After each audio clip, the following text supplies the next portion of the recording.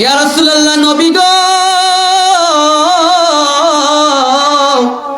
জানতে চাই আমাদের জীবন চলার পথে যত অপরাধ যত গুনাহ হয় এর মধ্যে সবচেয়ে বড় গুনাহ কোনটা নবী জানতে চাই।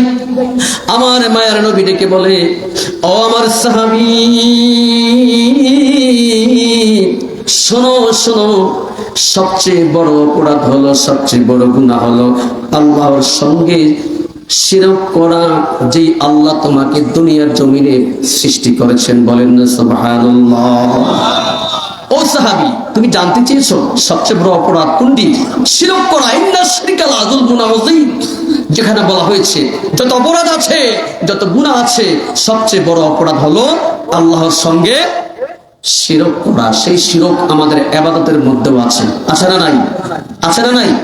কিভাবে হয় জানেন?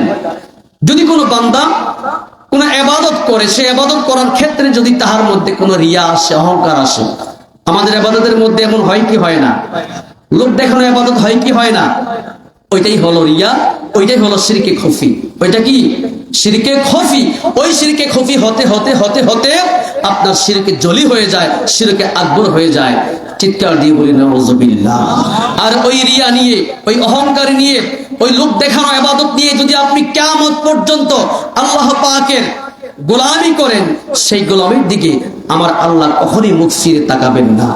জোরে বলি নাউযুবিল্লাহ, জোরে বলি নাউযুবিল্লাহ।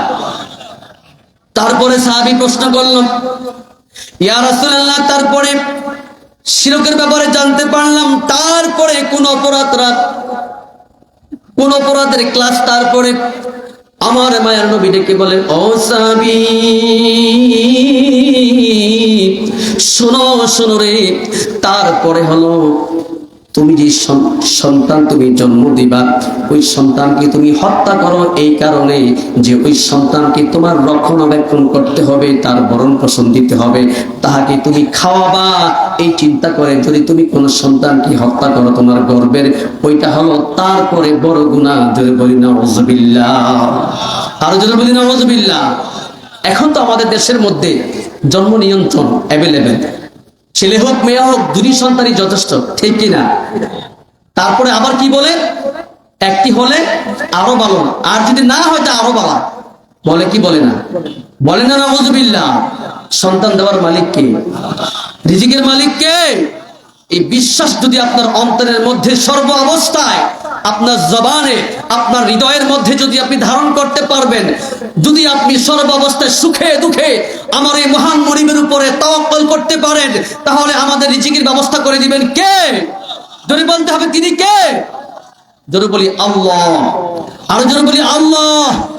সেই আল্লাহ, তিনি আমাদের রিজিকের ব্যবস্থা করে দিবেন। সুতরাং আমাদের ভয়ের কোনো কারণ নাই। 3 নম্বরে বলা হলো, তারপরে সাহাবী আবার জানতে চাইলেন, ইয়া রাসূলুল্লাহ, নবী গো, 3 নম্বরে জানতে চাই তারপরে কোন অপরাধের কথা বলা হয়েছে, বড় অপরাধ। আমার মায়ার নবী ডেকে বলে, ও আমার সাহাবী, শোনো শোনো রে, যখন তুমি তোমার প্রতিবেশী কোন স্ত্রীর সঙ্গে তুমি জিনায় লিপ্ত হবা, পরকীয়ায় লিপ্ত হবা। আমাদের সমাজের মধ্যে পরকীয়া আছে না নাই? জিনা আছে না নাই? জোরে বলি আছে না নাই? জিনায় পরকীয়ায় আমাদের দেশটা 6 লাখ হয়ে গেছে। রীতিমতো পত্রিকার মধ্যে দেখতে পাই সারা বাংলাদেশের মধ্যে, যদিও দুঃখজনক হলেও সত্য, যদিও আমি চাঁদপুরের মানুষ, তারপরে বলতে হয় আমাদের চাঁদপুর জেলার মধ্যে সবচেয়ে বেশি ডিভোর্সের সংখ্যা, জোরে বলি ঠিক কিনা? জরিপ করে এটা গবেষকরা নির্ধারণ করেছে, সারা বাংলাদেশের মধ্যে যে 64 জেলা আছে, এর মধ্যে চাঁদপুর জেলার মধ্যে সবচেয়ে বেশি ডিভোর্সের হার। বলেন না নাউযুবিল্লাহ, জোরে বলি নাউযুবিল্লাহ। আমরা কতটা নিচে নেমে গেছি, আমাদের কলব কতটা নোংরা হয়ে গেছে। আমরা কি করছি? আমরা আমাদের পার্শ্ববর্তী প্রতিবেশীর সঙ্গে আমরা অপরাধে লিপ্ত হচ্ছি। আমার নবী এটাই বলেছেন। অন্য এই হাদিসের পরে আর মজার আরেকটা হাদিস যেখানে বলা হয়েছে, এই আয়াতে কারিমা তাফসীর করতে গিয়ে তাফসীর ইবনে কাসিরের মধ্যে আল্লামা হাফেজ ইবনে কাসির রাহমাতুল্লাহ আলাইহি এমন চমৎকার কিছু হাদিস এনেছেন যা শুনলে আপনাদের শরীর শিউরে উঠবে। বলেন না সুবহানাল্লাহ।